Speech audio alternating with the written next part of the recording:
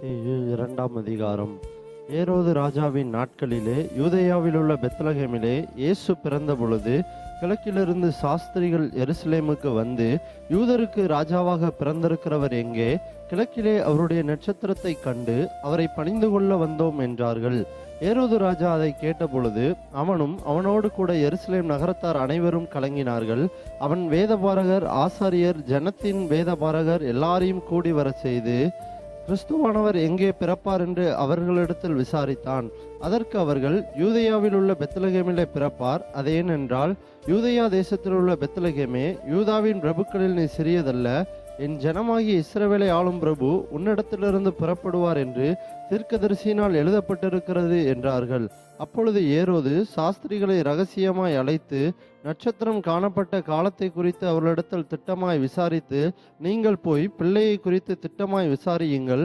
நீங்கள் அதை கண்ட பின்பு நானும் வந்து அதை பணிந்து கொள்ளும்படி எனக்கு அறிவியுங்கள் என்று சொல்லி அவர்களை பெத்லகேமுக்கு அனுப்பினான். ராஜா சொன்னதை அவர்கள் கேட்டு போகையில், இதோ அவர்கள் கிழக்கிலே கண்ட நட்சத்திரம் பிள்ளை இருக்கிற ஸ்தலத்திற்கு மேல் வந்து நிற்கும் வரைக்கும் அவர்களுக்கு முன் சென்றது. அவர்கள் அந்த நட்சத்திரத்தை கண்டபோது மிகுந்த ஆனந்த சந்தோஷம் அடைந்தார்கள்.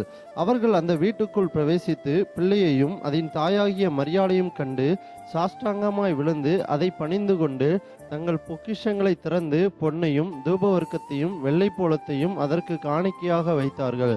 பின்பு அவர்கள் ஏரோதினிடத்திற்கு திரும்பி போக வேண்டாம் என்று சொப்பனத்தில் தேவனால் எச்சரிக்கப்பட்டு வேறு வழியாய் தங்கள் தேசத்திற்கு திரும்பி போனார்கள். அவர்கள் போன பின்பு கர்த்தருடைய தூதன் சொப்பனத்தில் யோசேப்புக்கு காணப்பட்டு, ஏரோது பிள்ளையை கொலை செய்ய தேடுவான், ஆதலால் நீ எழுந்து பிள்ளையையும் அதன் தாயையும் கூட்டிக் கொண்டு எகிப்துக்கு ஓடிப்போய் நான் உனக்கு சொல்லும் வரைக்கும் அங்கே இரு என்றான்.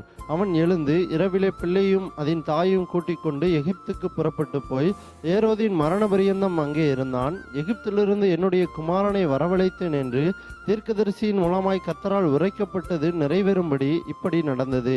அப்பொழுது ஏரோது தான் சாஸ்திரிகளால் வஞ்சிக்கப்பட்டதை கண்டு மிகுந்த கோபம் அடைந்து ஆட்களை அனுப்பி தான் சாஸ்திரிகளிடத்தில் திட்டமாய் விசாரித்த காலத்தின்படியே பெத்லகேமிலும் அதன் சகல எல்லைகளிலும் இருந்து 2 வயதுக்குட்பட்ட எல்லா ஆண் பிள்ளைகளையும் கொலை செய்தான்.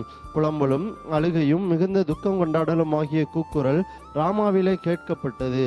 ராகேல் தன் பிள்ளைகளுக்காக அழுது அவைகள் இல்லாதபடியால் ஆறுதல் அடையாதிருக்கிறாள் என்று எரேமியா தீர்க்கதரிசியினால் உரைக்கப்பட்டது அப்பொழுது நிறைவேறிற்று. ஏரோது இறந்த பின்பு கர்த்தருடைய தூதன் எகிப்தில் யோசேப்புக்கு சொப்பனத்தில் காணப்பட்டு, நீ எழுந்து பிள்ளையையும் அதன் தாயையும் கூட்டிக் கொண்டு இஸ்ரவேல் தேசத்துக்கு போ, பிள்ளையின் பிராணனை வாங்க தேடினவர்கள் இறந்து போனார்கள் என்றான். அவன் எழுந்து பிள்ளையையும் அதன் தாயையும் கூட்டிக் கொண்டு இஸ்ரவேல் தேசத்துக்கு வந்தான். ஆகிலும் அர்கெலாயோ தன் தகப்பனாகிய ஏரோதின் பட்டத்துக்கு வந்து யூதேயாவில் அரசாளுகிறான் என்று கேள்விப்பட்டு அங்கே போக பயந்தான். அப்பொழுது அவன் சொப்பனத்தில் தேவனால் எச்சரிக்கப்பட்டு கலிலேயா நாட்டின் புறங்களில் விலகி போய் நாசரேத் என்னும் ஊரிலே வந்து வாசம் பண்ணினான். நசரேயன் எனப்படுவார் என்று தீர்க்கதரிசிகளால் உரைக்கப்பட்டது நிறைவேறும்படி இப்படி நடந்தது.